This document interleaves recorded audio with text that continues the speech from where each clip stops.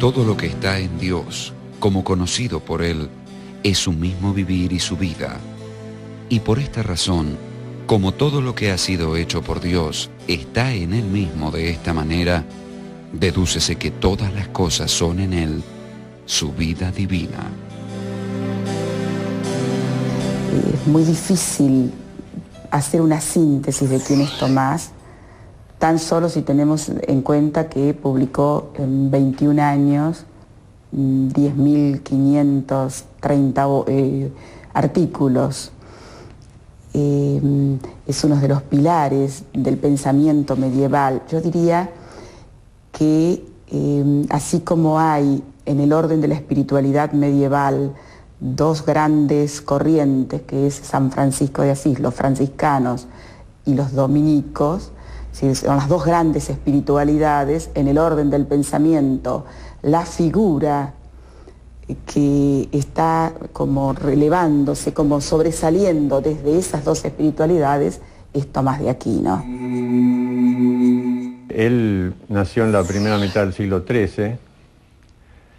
Desde el punto de vista de la configuración, digamos, europea, es un momento importante porque es la crisis, digamos, de la sociedad feudal y el nacimiento, digamos así, de la nueva Europa, la Europa de las ciudades, digamos, la Europa urbana. Entonces, Tomás nace en el seno de una familia noble. Los padres, o el padre, digamos, pertenecía a la dinastía de los Aquino, del sur de Italia, y la madre era una señora de origen alemán. El caso es que también, como costumbres de la época, algunos de sus hijos se los ponía en determinadas abadías o lugares para que también hacer sus alianzas religiosas. A Tomás a los 5 años entonces lo mandan, después de otro hermano que fracasó en su intento, lo manda, parece el padre, a la abadía de Montecassino, por supuesto, para que se integrase con los monjes benedictinos, esta era una abadía benedictina, y llegase a ser abad. De chico se mostró enseguida como una persona de carácter muy austero, más bien silencioso, muy piadoso y también muy inclinado a la vida intelectual. En Montecassino, Tomás permaneció durante 9 años. En 1239 fue a la Universidad de Nápoles para continuar sus estudios. Dedicó sus esfuerzos a profundizar sus conocimientos de filosofía y conoció a algunos religiosos de la Orden de Predicadores Mendicantes fundada por Santo Domingo de Guzmán. Tomás decidió ingresar en ella, pese a comprender que su familia, que esperaba que hiciera carrera en la jerarquía eclesiástica, no podría estar de acuerdo con tal decisión. En Nápoles, además de proseguir sus estudios, conoce a la Orden de los Dominicos. En realidad, esta orden religiosa, se llama Orden de Predicadores, había sido fundada no mucho tiempo antes por Santo Domingo de Guzmán, con el carisma propio de dedicarse al estudio, a la vida intelectual. Y entonces Santo Tomás encuentra ahí que era su camino, que era su vocación. Vida religiosa, pero al mismo tiempo vida intelectual, vida de estudio. Entonces decide entrar en la orden. Pero encuentra gran resistencia de su familia. Su padre había fallecido poco antes, pero su madre no quiere saber nada. Sobre todo, no quiere que entre en una orden mendicante, porque era una orden donde se hacía voto de pobreza y se cumplía estrictamente eso.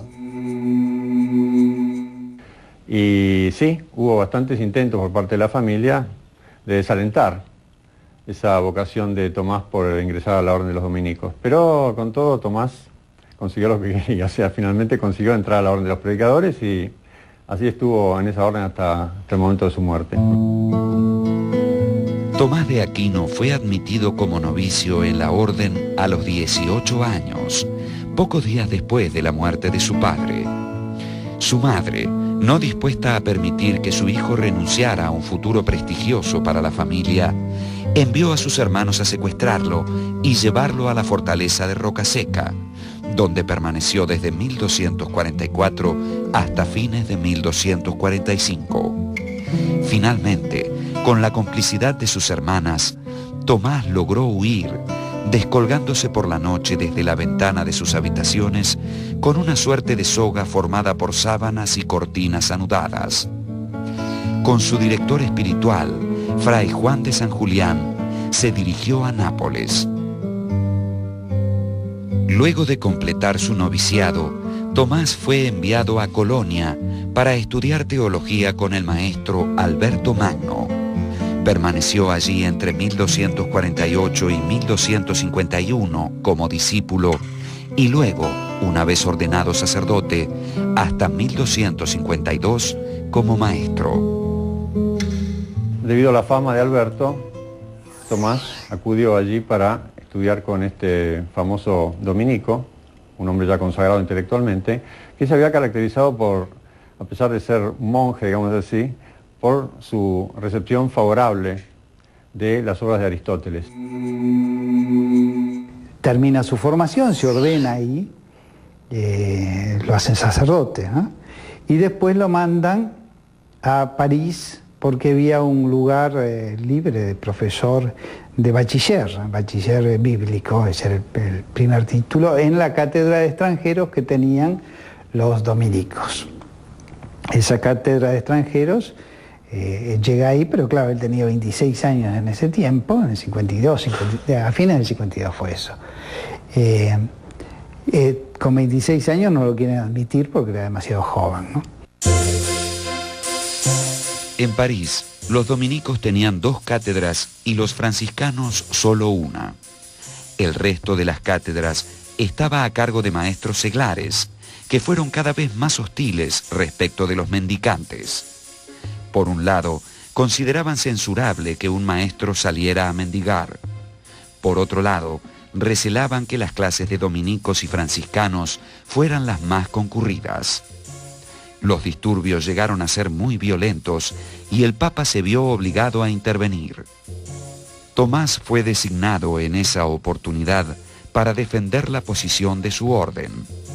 Mientras tanto, encontró tiempo para escribir varias obras, entre ellas la primera parte de Summa contra Gentiles, que comenzó a redactar en 1256.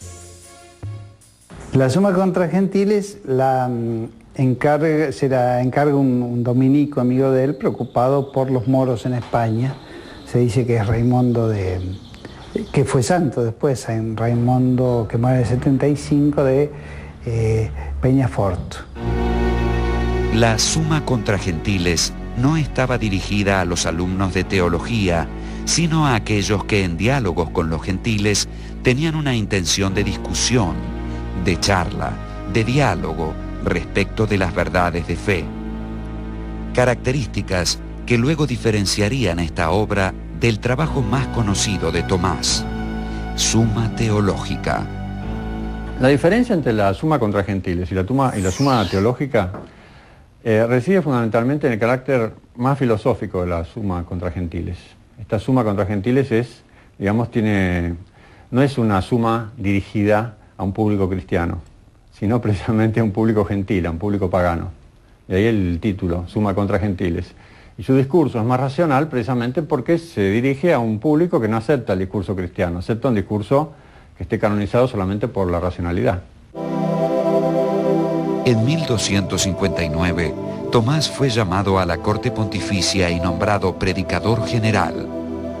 En esos años, recorrió varias ciudades italianas. Fue teólogo consultor del Papa y terminó la Summa contra Gentiles, así como otros varios textos. En 1267, comenzó a escribir una obra que pudiese servir de libro de texto para los estudiantes de teología. Era la Summa Teológica. La Summa Teológica consta de 3 partes. La primera parte, en realidad en la traducción, en la forma bilingüe latín-español de Bach, son 16 tomos, latín-castellano, y está construida, digamos, la primera parte que se refiere a Dios, la segunda parte al hombre y la tercera parte al Dios encarnado y toda la parte propiamente teológica. El elemento de autoridad es usado en Suma Teológica con extrema sobriedad y solo recurriendo a las autoridades que el adversario admite o reconoce. En este sentido, la Suma pretende movilizar las riquezas de la razón humana. La estadía de Tomás en la corte pontificia como teólogo oficial, podríamos decir, de la Santa Sede, nos recuerda un aspecto que no debe ser olvidado, y es que Tomás de Aquino es primeramente teólogo. Su vocación primera es la teología. Ahora, lo que pasa es que, siendo teólogo, tiene un gran interés por la filosofía, e incluso se da cuenta que sin una buena filosofía es imposible hacer una buena teología.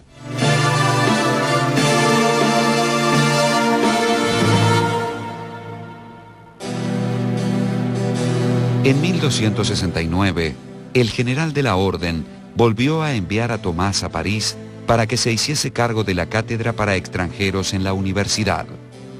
La situación era crítica porque, por un lado, los maestros seculares habían recrudecido nuevamente sus actitudes para con los mendicantes y, por otro lado, los averroístas latinos, así llamados por derivar su conocimiento de Aristóteles a partir del comentarista musulmán Averroes, presentaban un aristotelismo demasiado radical. Algunos autores se habían convertido a esa versión mahometana de Aristóteles, a pesar de incurrir en doctrinas que no parecían compatibles con la fe cristiana. Esto suponía el riesgo de que el aristotelismo fuese condenado por la Iglesia como contrario a la fe.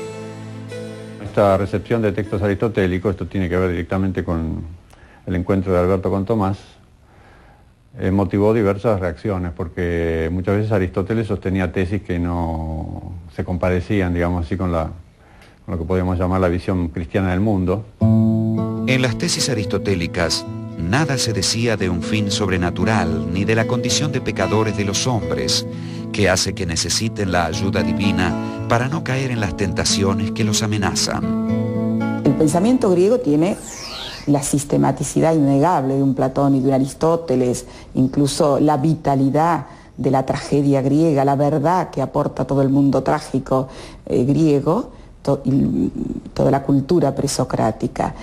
Pero el judeocristianismo aporta ese aire fresco que es para el hombre el poder liberar la mirada mirando al cielo como lugar de Dios, y además ese Dios que entra a la historia en un Dios encarnado, que es Cristo. Entonces, ¿cuál es la tarea ingente, enorme de Santo Tomás? Y bueno, justamente el haber recogido esas dos tradiciones y haberle dado forma en el pensamiento. Para recuperar el sentido original de la filosofía aristotélica y depurarla de las interpretaciones musulmanas, Tomás encargó al dominico Guillermo de Moerbeke, importante helenista, que tradujera del griego los libros de Aristóteles. Tuvo la precaución de trabajar sobre estas versiones directas y no sobre las de Averroes. Así, le fue más fácil conciliar al filósofo griego con el pensamiento cristiano. El esquema de Tomás es que hay como una especie de intermediación. Nosotros accedemos al conocimiento a través de imágenes, digamos así. Imágenes que traemos de los objetos.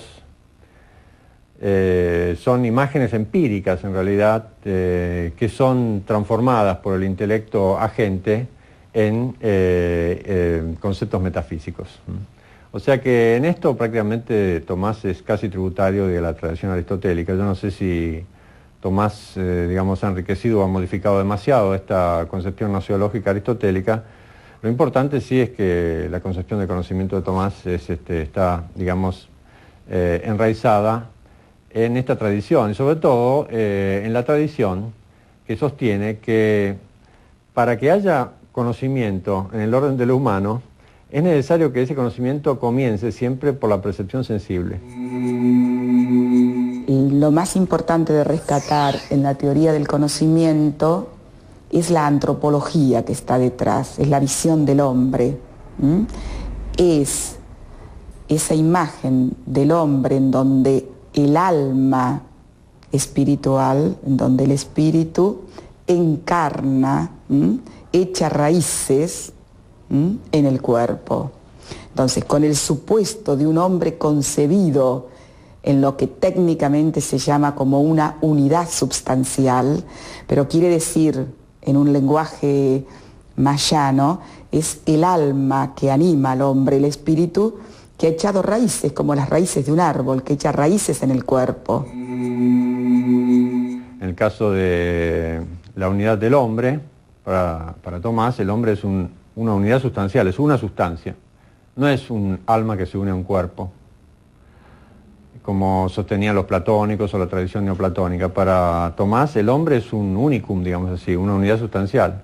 Y bueno, esa idea de la unidad sustancial del hombre, Tomás la toma de Aristóteles. Allí hay un punto concreto de conciliación del aristotelismo con el cristianismo. No faltaban quienes veían a Aristóteles como un pagano y a su estudio como algo peligroso para la teología cristiana.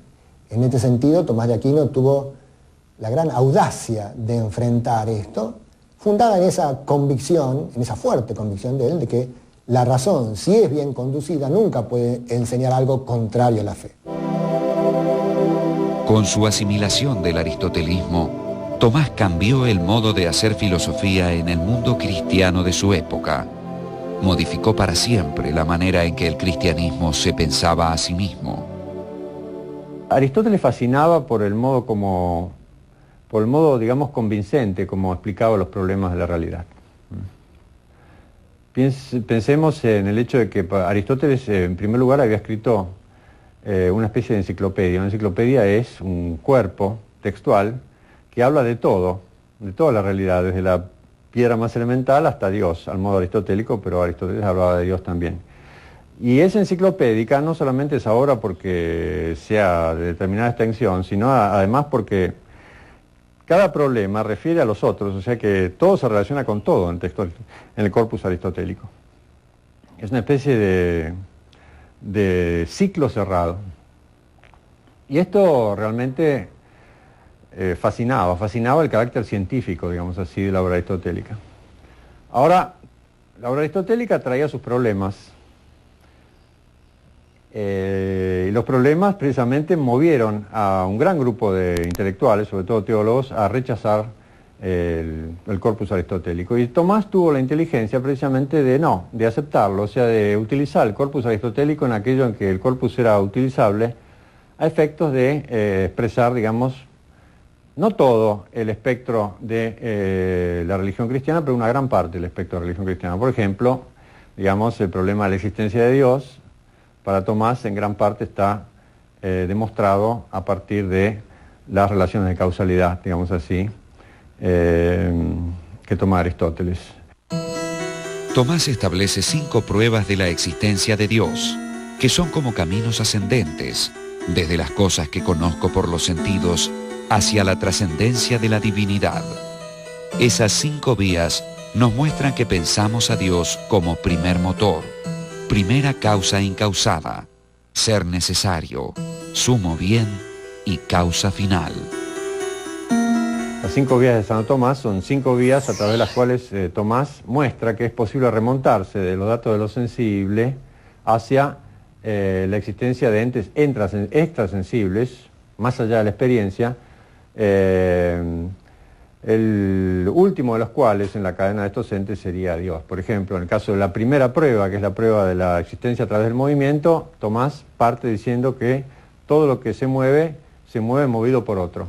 Entonces, Tomás transita, digamos así, desde los entes que se mueven perceptibles por la experiencia hasta entes que están más allá de la experiencia y que serían los entes trascendentales, por decirlo así, la culminación de los cuales, digamos, es Dios. Hacia 1272, Tomás había ya concluido la primera y segunda parte de la Suma Teológica. Fue enviado entonces como profesor a la Universidad de Nápoles, donde comenzó a escribir la tercera parte de esa obra. Pero en marzo de 1273 sufrió un éxtasis prolongado y otro aún más profundo en diciembre del mismo año. A raíz de ellos, abandonó toda escritura. Cuando va Fray Reginaldo, se encuentra que ha limpiado su escritorio, que ha guardado todos los libros, y dice que no va a escribir más. Un poco todo lo que él ha escrito considera que es paja frente a lo que se le ha revelado el día de San Nicolás. Hay que tener en cuenta que es un hombre que ha escrito en 20 y pico de años de vida intelectual 10.500 artículos podrían llamarse, y que todo eso es paja. Durante todo ese verano él está enfermo, ya empieza a deteriorarse más su salud y muere el 7 de marzo, a la edad de 49 años. Murió precisamente a los 49 años. Había sido convocado a participar de un concilio en la ciudad francesa de Lyon,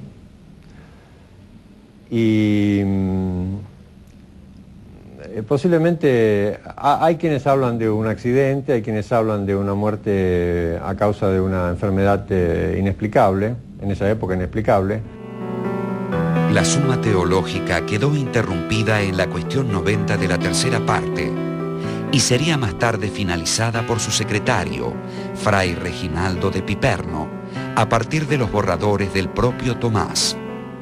Hoy podemos decir que es un monumento ineludible de la historia del pensamiento occidental. De hecho, ha sido declarado el filósofo, o la filosofía oficial de la Iglesia en algún momento. Y no solamente eso, cuando fue proclamado santo, precisamente en el siglo siguiente, por el Papa Juan XXII, Juan XXII lo declaró santo. Ustedes saben que para declarar santo a un cristiano, uno de los requisitos que se exigen es probar que ese cristiano ha hecho milagros. Pero en el caso de Tomás no había ningún milagro probable. Entonces el Papa dijo que cada artículo de la Suma Teológica era un milagro, y eso ya merecía la canonización de Tomás. Esa fecha, el 7 de marzo, fue tomada entonces como fecha de la celebración de Santo Tomás como santo de la Iglesia. Pero en el Concilio Vaticano II, una serie de reformas litúrgicas, incluyó también el cambio de esta fecha, dado que caía muchas veces en época de Cuaresma, se la anticipó y ahora se celebra el 28 de enero.